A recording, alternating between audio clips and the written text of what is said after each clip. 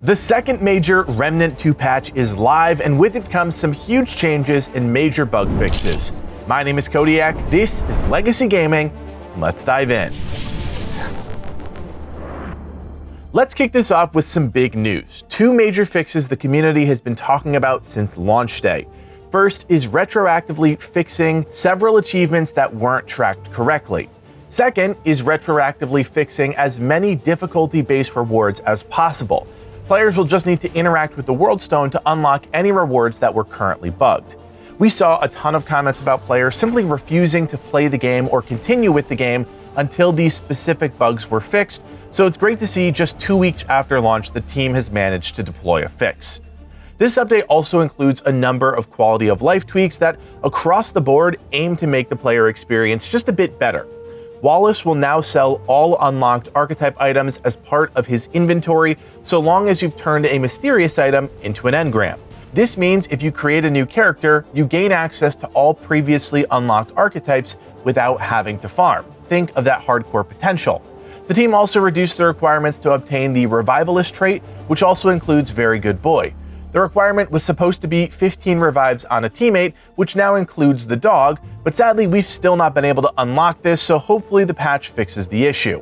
A number of vendors have also been patched to properly keep their items in stock, including Namue, Battle of the Vaunt, the Blood Altar, and the Drazir Replicator. The team has also increased the chance that Cass, back in Ward 13, will spawn her special items. The team has also made some major fixes and changes to the damage reduction calculations and advanced stats. This one is huge, as damage reduction has been a hot topic for the community, with things saying one thing but acting in a completely different way. A few tweaks have been made to various armor types to give them unique benefits that are applicable for all difficulties. The team feels that the baseline heavy armor values at approximately 35% DR are in a good spot, especially with recent changes to certain enemy affixes, so they adjusted the other armor types to bring them up to par in their own way. Armor-based damage reduction is typically the easiest type of DR to get in the game, and due to its importance at higher levels, the lower value armors were becoming less than desirable. Light armor damage reduction values have increased from approximately 15% to 25%. Medium armor damage reduction values have increased from approximately 25% to 30%, and ultra-heavy armor damage reduction values have been increased from approximately 45% to 50%. Light armor's evade invulnerability has also been increased by 2 frames, medium armor evade invulnerability by 1 frame, and ultra-heavy neutral evade invulnerability by 1 frame. As a reference for you, here are all of the available armor types, their encumbrances, and how many iframes you get by wearing that set. I should note that no changes were made to the stamina cost penalty. These are the original values. Additionally, heavy evade and ultra heavy flop have their original iframe value as well. The only changes regarding iframes were to the 2 lighter weight classes. Things don't stop there. There are a few more changes that really buff the community, if you will, all aimed at improving survivability. The team has increased bulwark damage reduction from 20% max to 25% max, increased the challenger's intimidating presence range from 10 meters to 15 meters, increase the health of the Handler Companion and Summoner minions based on difficulty, with Apocalypse summons having the highest baseline health, reduced multiplayer scaling per player by an additional 5% from 15% to 10%. This means that in 3-player co-op, all players will now take 10% less damage, 5% less per player. Increase the invulnerability time on standard revive by 0.7 seconds to give players a bit more time to react after being revived. Finally, let's talk about a number of progression blockers, things that have either caused frustration or straight up halted a player's progression in the game. Cass will no longer wander out of town, making her store inaccessible.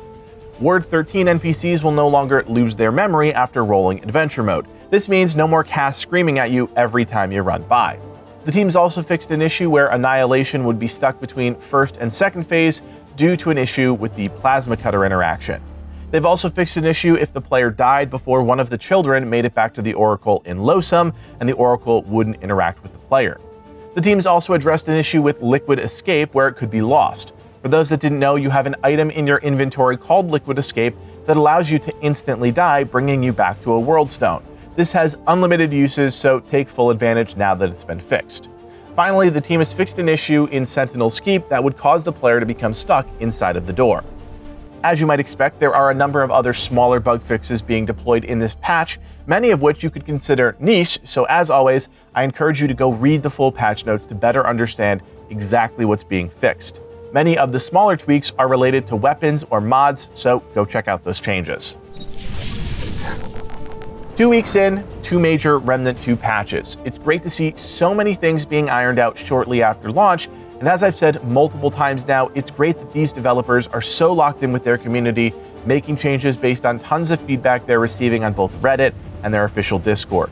Friends, I hope you enjoyed this video and you're excited to dive back into the game. We still have a ton of content planned for you, so if you appreciate all the work that goes into creating these videos, do me a solid, hit that thumbs up, and consider subscribing.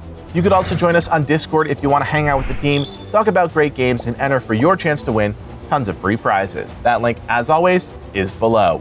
My name is Cody Yakin from everyone here at Legacy Gaming. Thanks for watching, and play on.